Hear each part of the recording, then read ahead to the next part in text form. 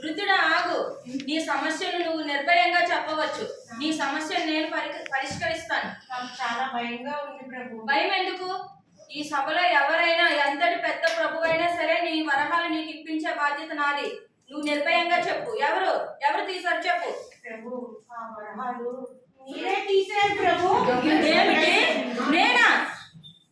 మీరే ప్రభు. అది ఎలా సాధ్యం అవుతుంది? ప్రభు చెప్పండి. మీరే తీశారు ప్రభు. అది ఎలా అవుతుంది? నేను తీయకుండా నువ్వు తీసావని ఎలా చెప్పగలుగుతున్నావు?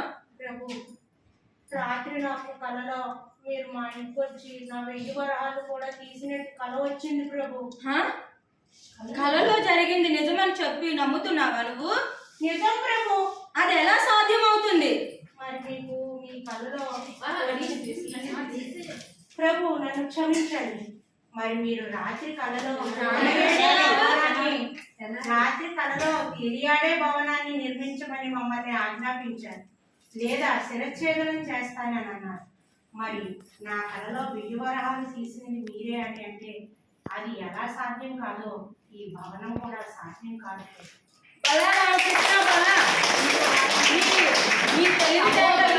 నీ సమయ స్ఫూర్తికి నీ తెలివితేటలకి నేను చాలా బాగా మెచ్చుకున్నాను.